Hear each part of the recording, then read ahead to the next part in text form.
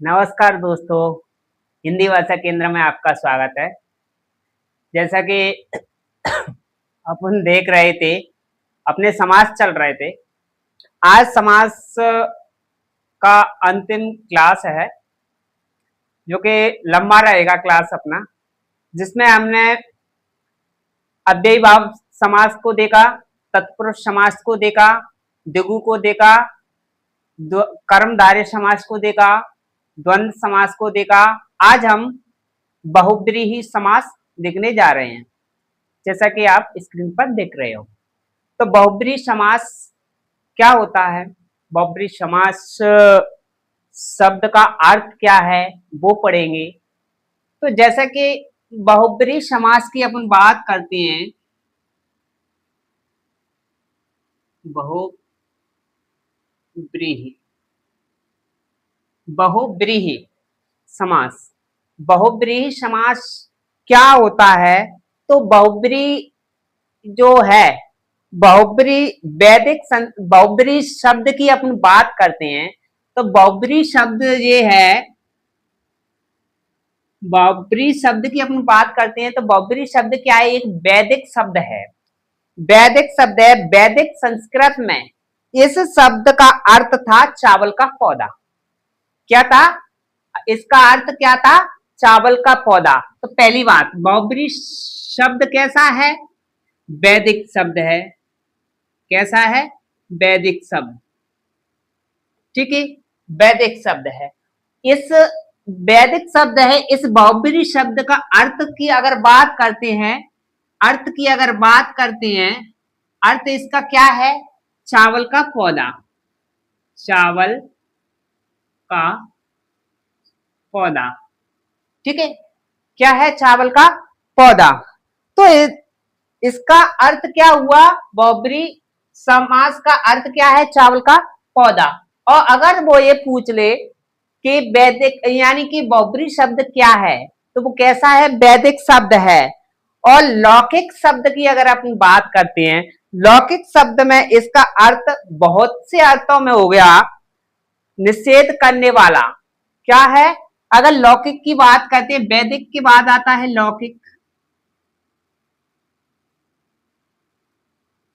लौकिक शब्द की हम बात करते हैं, अगर लौकिक शब्द की हम बात करते हैं, तो लौकिक संस्कृत में इस शब्द का अर्थ बहुत से अर्थों का निषेध करना होता है। क्या होता है? बहुत से अर्थों का निषेध करना। क्या है? निषेध करना।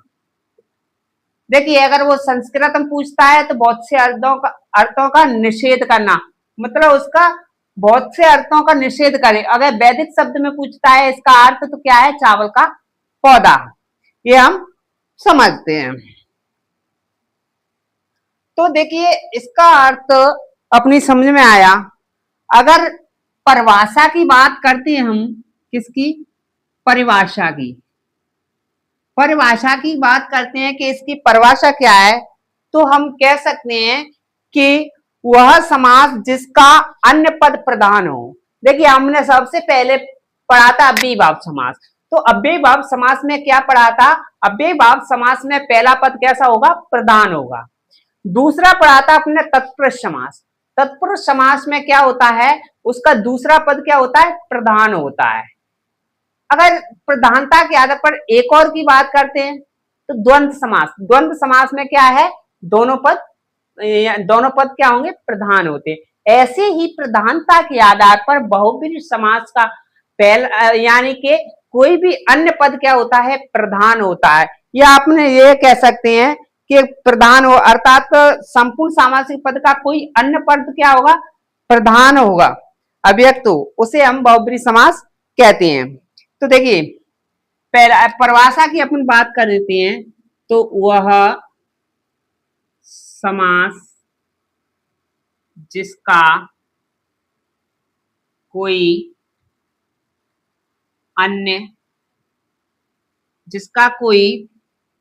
अन्य पद प्रधान हो। क्या हो, अन्य पद क्या हो, प्रधान हो, कि वह समास जिसका कोई अन्य पद प्रधान हो, मतलब दोनों पद प्रधान नहीं, कोई अन्य तीसरा पद, ऐसे भी कह सकते हैं अन्य यानी तीसरा पद प्रधान हो, ये भी कह सकते हैं कि वह समास जिसका कोई अन्य पद प्रधान हो, तो वहां बहुब्रीहि समास हो सकता है। अर्थात भी लिख सकते हैं इसको, अर्थात, अर्थात क्या है इसका, अर्थात यानी कि संपूर्ण सामासिक पद, यहां से लिख सकते हैं संपूर्ण सामासिक, संपूर्ण सामासिक पद का कोई अन्य पद, अन्य पद, संपूर्ण सामासिक पद का कोई अन्य पद, अन्य पद नहीं, अन्य अर्थ कर लो, अन्य अर्थ, अन्य अर्थ अभिव्यक्त हो, अभिव्यक्त, अभिव्यक्त हो, क्या हो, कोई अन्य, अन्य अर्थ क्या होगा, अभिव्यक्त हो, अन्य अर्थ निकले तो हो, तो उसे क्या कहेंगे, उसे बहुब्रीहि समास कहते हैं। ठीक है, ये ध्यान रखना है। तो जिस सीधा सा हमें एक ही बात ध्यान रखना है कि जिसका कोई अन्य पद क्या होगा, प्रधान होगा, तीसरा पद प्रधान होगा, वहां बहुब्रीहि समास होगा, सीधा सा है। यह परिभाषा, वह समास जिसका कोई अन्य पद प्रधान हो, अर्थात संपूर्ण सामासिक पद का कोई अन्य अर्थ अभिव्यक्त हो, कोई तीसरा अर्थ निकले, कोई अन्य अर्थ निकले, वहां क्या होगा, तो बहुब्रीहि समास होगा। अन्य अर्थ जैसे मान के चलिए, अन्य अर्थ हमने कोई भी शब्द ले लिया, जैसे हमने नीलकंठ ही ले लिया, चलो नीलकंठ, नीलकंठ लिया। अब नीलकंठ, नीला है कंठ, देखिए नीला है, नीला है जिसका कंठ। अब देखिए इसमें नीला है कंठ, दो, एक नील है प्लस कंठ, दो पद हैं, लेकिन इन दोनों पदों का अर्थ क्या है, दोनों पद प्रधान नहीं हो, कोई तीसरा अर्थ निकले, तीसरा प्रधान हो, नीला है कंठ, अर्थात किसको कहते हैं, अर्थात किसको कहा जाता है, शिव, अर्थात शिव जी, अर्थात शिव जी। तो ये क्या हुआ, अपना बहुब्रीहि समास होगा। अब देखिए बहुब्रीहि समास होगा तो हमें क्या चीज देखना है, बहुब्रीहि समास में क्या क्या होता है, बहुब्रीहि समास में पहले इसका स्क्रीनशॉट लीजिए आप, फिर मैं बताता हूं क्या होता है।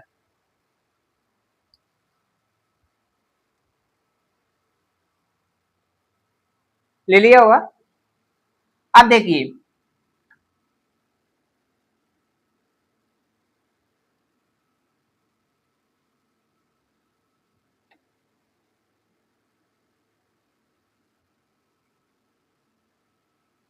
अब देखिए हमें इसमें जो बहुब्रीहि समास होगा उसमें क्या होता है, जो शब्द होंगे रूढ़ शब्द होंगे, रूढ़ शब्द होंगे, कैसे होंगे, रूढ़ शब्द होंगे, जहां रूढ़ शब्द होगा उसमें बहुब्रीहि समास होगा, पहली बात।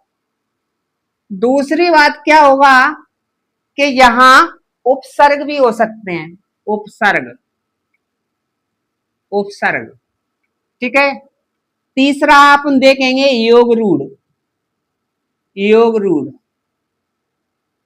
सॉरी योग रूढ़, ठीक है, तो योग रूढ़ भी होंगे। आप देखिए रूढ़ शब्द क्या होता है, रूढ़ शब्द क्या होता है, रूढ़ शब्द का अर्थ यह होता है कि जिसके खंड नहीं किए जा सकते, जिसके हम क्या नहीं कर सकते, खंड नहीं कर सकते, तो जिसके खंड नहीं कर सकते वो रूढ़ शब्द होता है। यौगिक शब्द क्या होता है, यौगिक शब्द जो शब्द है जैसे मैं रूढ़ शब्द की बात करता हूं, तो जैसे हम डर शब्द लिखा, ठीक है, डर शब्द है। अब डर के हम खंड नहीं कर सकते, क्या नहीं कर सकते, खंड नहीं कर सकते। तो जिसके खंड ना हो वहां रूढ़ शब्द होगा। उपसर्ग की हम बात करते हैं, तो देखिए जहां बहुब्रीहि समास होगा तो वहां उपसर्ग भी होगा। उपसर्ग के साथ, उपसर्ग के साथ क्या होगा, शब्द होगा। उपसर्ग प्लस शब्द होगा तो वहां क्या होगा, जैसे मान के चलिए मैंने उपसर्ग लिखा ने और प्लस इसके साथ डर लगा दिया, क्या हुआ, निडर। निडर, अब निडर का अर्थ क्या निकल रहा है, कोई तीसरा ही अर्थ निकल रहा है, जिसे कोई डर ना हो वो क्या, जिसको कोई डर ना हो वो क्या कहलाएगा, निडर। तो तीसरा अर्थ निकला, इसलिए यहाँ बहुब्रीहि समास है। तो मैंने कहा था यहाँ उपसर्ग का भी प्रयोग होता है, उपसर्ग शब्द के साथ जुड़ जाता है। तो यहाँ क्या हुआ, उपसर्ग प्लस इसके साथ शब्द जुड़ा, कौन सा, यौगिक शब्द, सॉरी रूढ़ शब्द जुड़ गया, तब निडर बना। अगर हम योग रूढ़ की बात करते हैं तो योग रूढ़ की बात करेंगे तो यहाँ उपसर्ग भी होगा इसके साथ और प्लस शब्द होगा। तो योग रूढ़ क्या होता है, जैसे योग रूढ़ वो होगा, यहाँ योग मतलब जुड़ा हुआ कोई शब्द, रूढ़, रूढ़ शब्द और योग, रूढ़ शब्दों से मिलकर बना हो उपसर्ग। जैसे मैंने कहा कोई भी शब्द अपन ले लेते हैं, हल धर, हलधर, हलधर।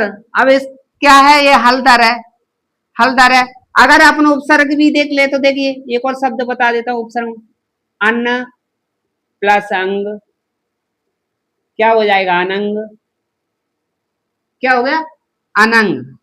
ठीक है, अनंग किसको कहा जाता है, अनंग हम कहते हैं कामदेव को, किसको, कामदेव को कहते हैं। ठीक है, तो ऐसे ही हलधर, हलधर, हलधर किसको कहते हैं, हलधर, हलधर कहते हैं हम बलदाऊ को। हाँ तो देखिए अपना क्या अनर्थ अव्यक्त हो, यानी कि सीधा सा है। अब इसमें बहुब्रीहि समास की हम बात करते हैं तो बहुब्रीहि समास में क्या होगा, कोई अन्य अर्थ अव्यक्त होगा या कोई तीसरा अर्थ निकले, वहां बहुब्रीहि समास होगा। ठीक है, मैंने कुछ उदाहरण, हलदर, हलदर किसको कहते हैं, हम बलदेव को कहते हैं, किसको, बलदेव को हलदर कहा जाता है। ठीक है, तो यहाँ दो है, इनका कोई क्या है, इनका ये प्रधान नहीं है, ये क्या तीसरा अर्थ प्रदान हो रहा है, प्रधान क्या है, बलदेव, हलदर, हलदर तीसरा अर्थ निकल रहा है। ठीक है, अब इसके देखेंगे अपन, कुछ उदाहरण देखेंगे। ठीक है, तो देखिए उदाहरण की अपन बात करते हैं, कुछ महत्वपूर्ण उदाहरण है जो कि अक्सर पूछे ही जाते हैं। तो देखिए उदाहरण अपन देखते हैं तो कुछ हम उसमें ये देखेंगे कोई शब्द ऐसे कि जिससे हमें पता चल जाए कि यहाँ बहुब्रीहि समास है। तो पहला शब्द हमें ये देखना है कि अगर किसी शब्द में उदर शब्द जुड़ा हुआ है, क्या जुड़ा हुआ है, उदर, तो वहां बहुब्रीहि समास होगा।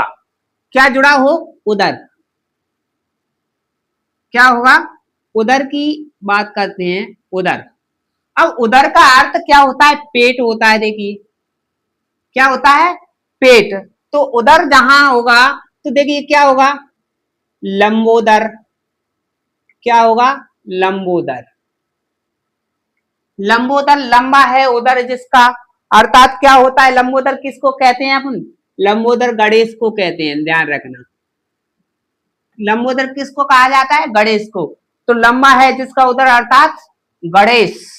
और कह सकते हैं ब्रकोदर, ब्रकोदर क्या है, ब्रकोदर, हमने ये पहले भी पढ़ा था। ब्रकोदर, ब्रकोदर का अर्थ होता है भीम, भीम।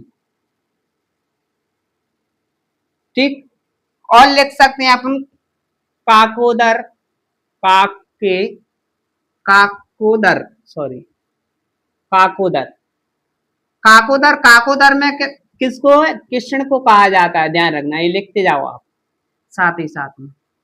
ठीक। तो जहां ये ध्यान रखना है, जहां उधर शब्द जुड़ा हो, जिसमें उधर शब्द जुड़ा है वहां क्या होगा, बहुब्रीहि समास होगा। दूसरा दूसरा पॉइंट हमें यह देखना है कि जिसमें आनन मुख या बदन जुड़ा हो, क्या जुड़ा हो, आनन जुड़ा हो या मुख जुड़ा हो या वदन जुड़ा हो, क्या जुड़ा हो, बदन। ठीक, बदन। जैसे आनन, दशानन, दशानन, दशानन किसको कहेंगे, रावण को, दशानन रावण को कहेंगे। 10 मुख, देखिए 10 मुख किसको कहेंगे, ये भी रावण को कहा जाता है। और देखेंगे 10 मुख, 10 वदन, 10 वदन, 10 वदन किसके हैं, 10 वदन भी किसके हैं, रावण के हैं। और देखते हैं अपन चतुरानन, चतुरानन, चतुरानन, चतुरानन। अब चतुरानन, 4 आनंद किसके हैं, तो ब्रह्मा के हैं, ब्रह्मा। ठीक है, चतुरानन के बाद अपन चतुर्मुख भी लिख सकते हैं, चतुर्मुख। चतुर्मुख किसको, ब्रह्मा को ही कहा जाता है चतुर्मुख, ब्रह्मा। ठीक है, और पंचानन भी लिख सकते हैं, पंचानन, पंचानन, पंचानन किसको कहा जाता है, तो पंचानन हम शिव जी को कहते हैं। ठीक है, और लिख सकते हैं अपन षडानन, षडानन, षडानन, षडानन किसको कहेंगे, षडानन कार्तिकेय को कहा जाता है, कार्तिकेय। तो हमें यह ध्यान रखना है कि जिस शब्द में आनन मुख बदन जुड़ा हुआ है वहां बहुब्रीहि समास होगा, जहां उधर जुड़ा हुआ है वहां क्या होगा, बहुब्रीहि समास होगा। समझ में आया। और देखिए जिस शब्द में अगर नेत्र शब्द जुड़ा है, क्या जुड़ा है, नेत्र, किसी में यहां लिख सकता हूं, आ जाए तो नेत्र, नेत्र शब्द जुड़ा हो, नेत्र जुड़ा हो या क्या जुड़ा हो, नयन जुड़ा हो या क्या जुड़ा हो, अच्छे जुड़ा हो, अच्छे, अच्छे माने आंख, नेत्र माने नयन माने आंख, नेत्र माने आंख। ठीक है, तो जिसमें नेत्र नयन अच्छे शब्द जुड़ा हो वहां क्या होगा, बहुब्रीहि समास होगा। जैसे त्रिनेत्र, त्रिनेत्र, त्रिनेत्र। अब त्रिनेत्र किसको कहा जाता है, शिव जी को, तो लिख सकते हैं शिव जी। और जैसे लिख सकते हैं त्रिलोचन, त्रिलोचन, त्रिलोचन किसको कहते हैं, शिव जी को। ठीक है, और लिख सकते हैं एकाक्ष, एकाक्ष, एकाक्ष, एकाक्ष किसको कहते हैं, शुक्राचार्य को, शुक्राचार्य। ठीक है, तो यहां तक समझ में आया, इसका स्क्रीनशॉट लीजिए जल्दी।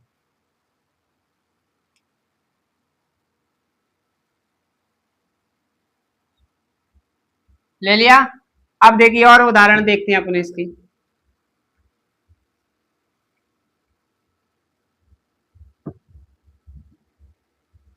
जिस शब्द में धी जुड़ा हो, अगला चौथी क्या है, धी जुड़ा हो, धी जुड़ा हो, धरा जुड़ा हो, क्या जुड़ा हो, धरा जुड़ा हो, या धर जुड़ा हो, क्या जुड़ा हो, धर।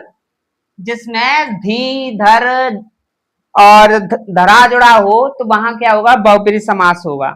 जैसे जैसे मुरलीधर, मुरलीधर किसको कहते हैं, कृष्ण को।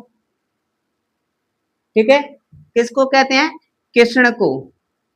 तो क्या जुड़ा हो, और गंगाधर, गंगाधर, गंगाधर किसको कहा जाता है, शिव को। गंगाधर किसे कहा जाता है, शिव को कहा जाता है। जिसमें धर शब्द जुड़ा है वहां बहुब्रीहि समास होगा, ध्यान रखना। महीधर, महीधर।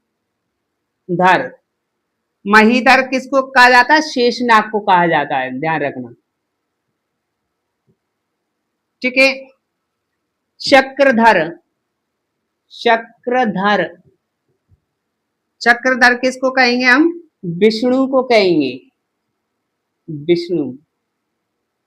तो जिसमें हमें क्या देखना है, जहां क्या जुड़ा हो, धी धर धरा, इनमें से कोई भी शब्द मिल जाए तो वहां क्या होगा? तीनों का अर्थ धारण करना होता है। अभी छात्र पूछ रहा है कि इसका अर्थ क्या होता है, तो तीनों का अर्थ क्या होता है? धारण करना। भाई ने पूछा है अभी इसने, तो इसका अर्थ है धारण करना। ठीक है। और देखना है, अब पांचवा अपन देखते हैं कि जिस शब्द में अंबर जुड़ा हो, क्या जुड़ा हो? अंबर। अंबर की अगर बात करते हैं तो अंबर का अर्थ वस्त्र होता है, ध्यान रखना। अम्र का अर्थ क्या होता है? वस्त्र। और धर का अर्थ या धरा धी का अर्थ क्या होता है? धारण करना, धारण करना। ठीक है। तो देखिए जिसमें अंबर शब्द जुड़ा है वहां क्या होगा? बहुब्रीहि समास होगा। देखिए जैसे लिखा है दिगंबर, दिगंबर। अब दिगंबर किसको कहेंगे? दिक है अंबर जिसकी, वह क्या है? लिख सकते हैं अपन दिक। दिक किसको कहा जाता है?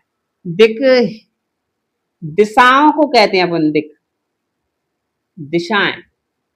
दिक, दिक ही है, दिक ही है अंबर जिसकी।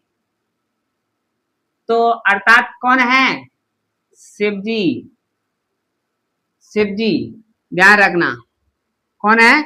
बाघंबर, बाघंबर,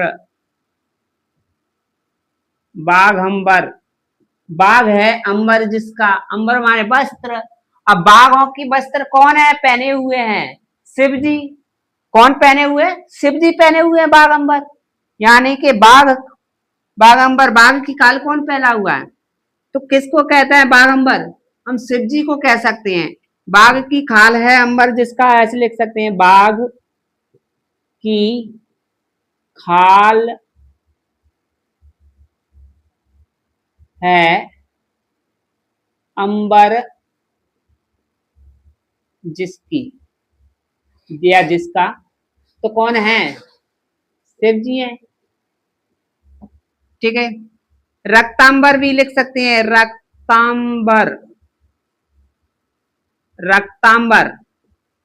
रक्तांबर किसको? रक्त के समान है अंबर जिसके, रक्त के समान है, रक्त के समान है अंबर, अंबर जिसके। अब रक्त के समान अंबर किसके हैं? दुर्गा के। किसके हैं? दुर्गा के। ठीक है। पीतांबर भी लिख सकते हो आप, एक और शब्द है पीतांबर। पीत, पीत है अंबर जिसके, ये तो सबने पढ़ा है, पीत है अंबर जिसके। अर्थात कौन है? कृष्ण जी। कौन है? कृष्ण जी। चलिए उतारिए इनको।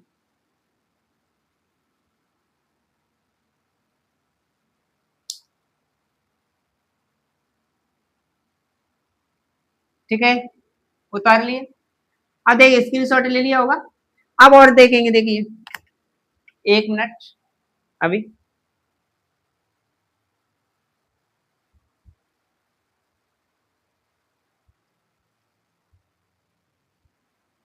देखिए इसमें एक चीज और है, हम अगर नीलांबर की बात करते हैं, नीलांबर, नीलांबर शब्द जो है,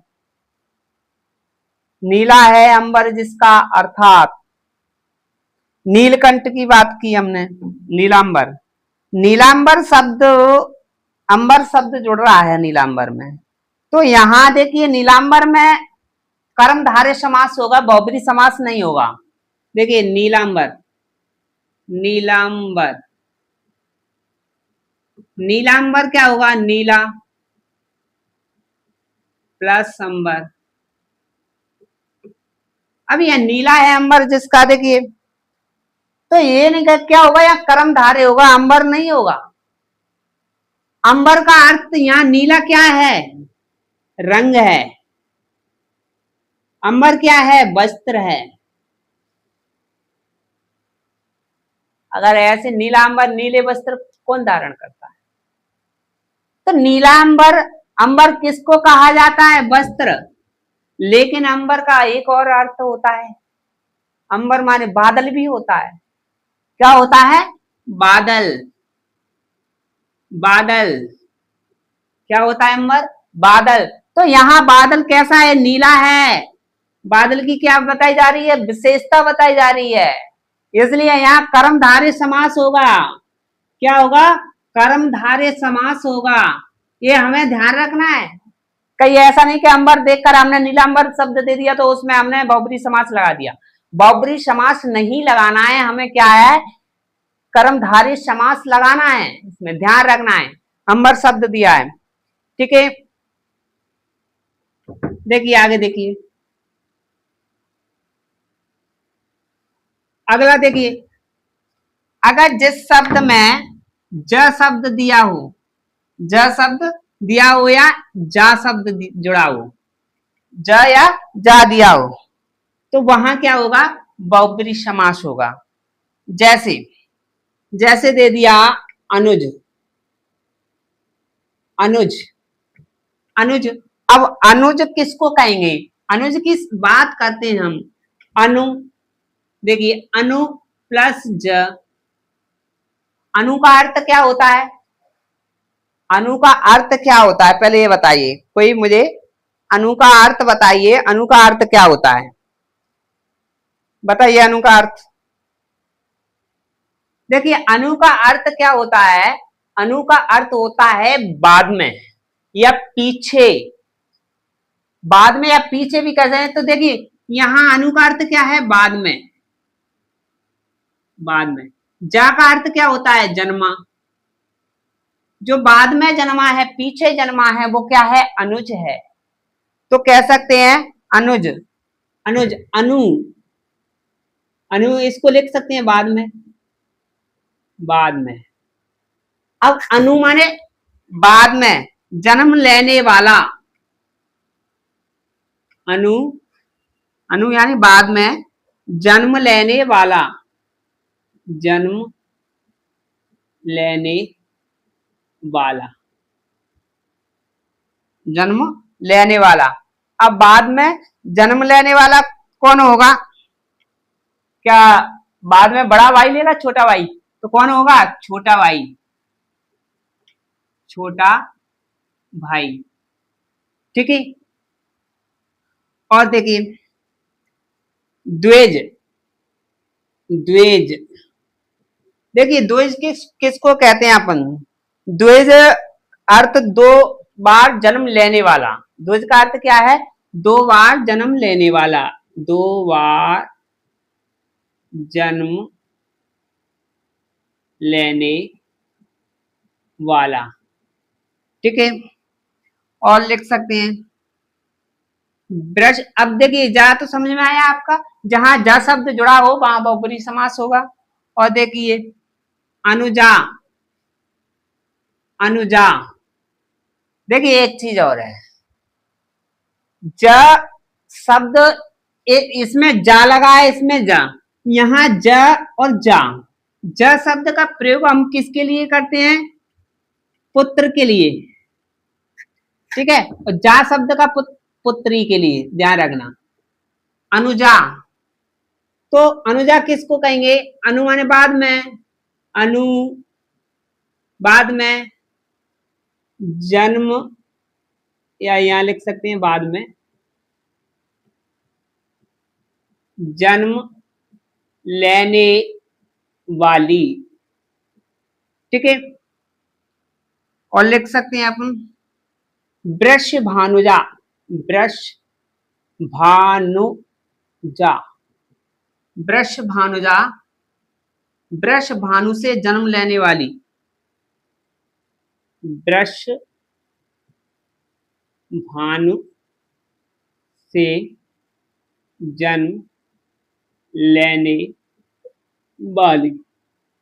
अब वृष भानुजा किसको कहा जाता है? वृष भानु से जन्म लेने वाली। वृष, वृष बैल को भी कहा जाता है। वृष भानुजा किसके किसके पिता थे वृष भानुजा? तो ये वृष भानुजा से जन्म लेने वाली किसको कहा जाता है? सीता जी को कहा जाता है, सीता जी को कहा जाता है। ठीक है, एक और शब्द लिख सकते हैं अपन, भूमिजा। भूमिजा, भूमि से जन्म लेने वाली। ये कौन है? भूमि से जन्म लेने वाली, भूमि से जन्म लेने वाली। कौन बताएगा? बताइए, भूमि से जन्म लेने वाली किसको कहा जाता है? सही कहा आपने, सही कहा आपने। क्या है? सीता, इसको भी सीता कहते हैं। सही कहा आपने, क्या है? इसको भी सीता कहते हैं। तो जहां जय, तो लिख लिया आपने, इसको लिखिए।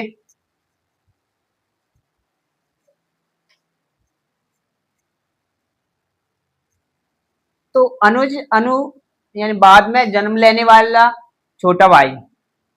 द्विज, द्विज किसको कहते हैं अपन? बताइए। द्विज जो कि 2 बार जन्म लेने वाला। देखिए, द्विज का अर्थ अगर बात करते हैं, ध्यान देना, ब्राह्मण को कहा जाता है, ब्राह्मण।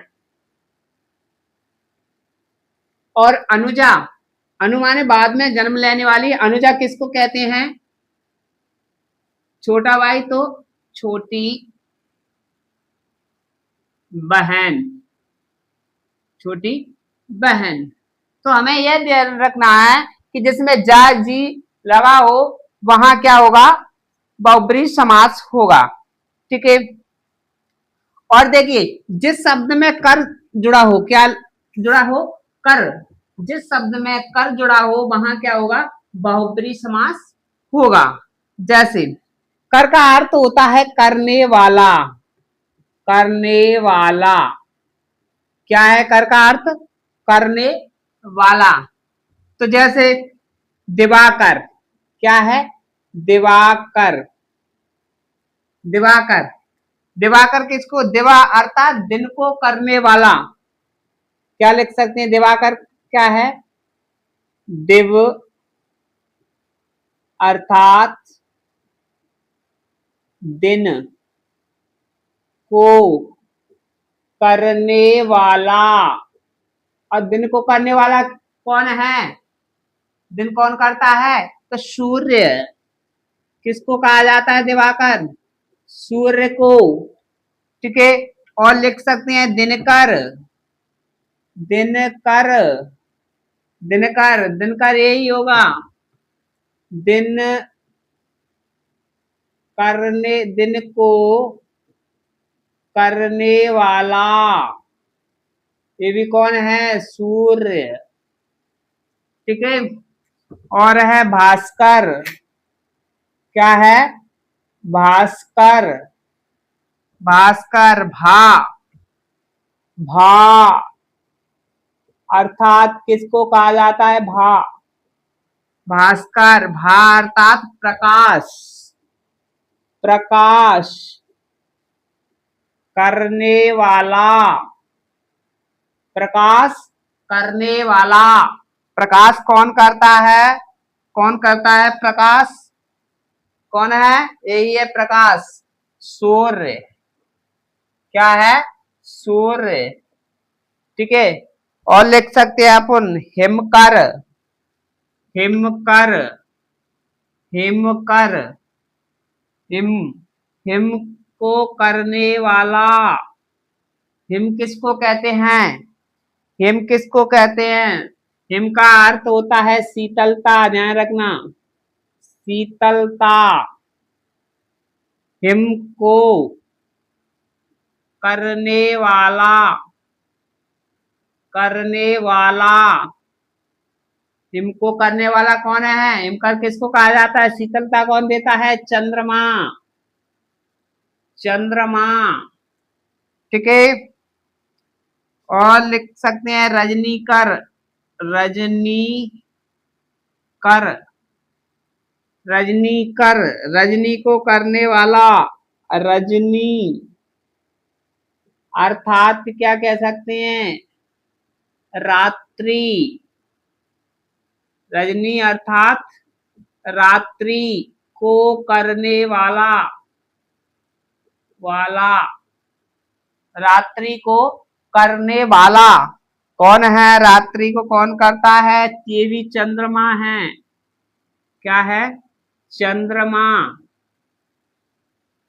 ठीक है। हो गया। अनुज, द्विज, अनुजा, वृष, भानुजा, भूमिजा, दिवाकर, दिनकर, भास्कर, हेमकर, रजनीकर, ठीक है। और एग्जाम्पल आप देख सकते हो और उदाहरण देख सकते हो, बहुत किताबों में दिए हुए हैं, बाहर से भी आप पढ़ सकते हो। उदाहरण बहुत है इसके लिए, लेकिन बहुत उदाहरण लेकर आ सकता हूं मैं, इसके बहुत उदाहरण है, लेकिन बहुत इतना ही पर्याप्त है, ठीक है। तो आज आपकी समझ में आया होगा बहुब्रीहि समास आपको कैसा लगा, कमेंट्स में जरूर लिखें। और जिसने चैनल को सब्सक्राइब नहीं किया है वो चैनल को जरूर सब्सक्राइब करें, ताकि आपको देखने के लिए, ऐसी वीडियो देखने के लिए और मिले, जिससे कि आपको शॉर्ट ट्रिक, देखिए मैंने शॉर्ट ट्रिक बताया, आपको क्या देखना है उसमें, कैसे पहचाना है बहुब्रीहि समास को, उसकी परिभाषा, बहुब्रीहि समास का अर्थ क्या है, ये भी मैंने आपको समझाया, ठीक है। तो धन्यवाद, आज इतना ही, कल मिलते हैं अगली वीडियो में। धन्यवाद।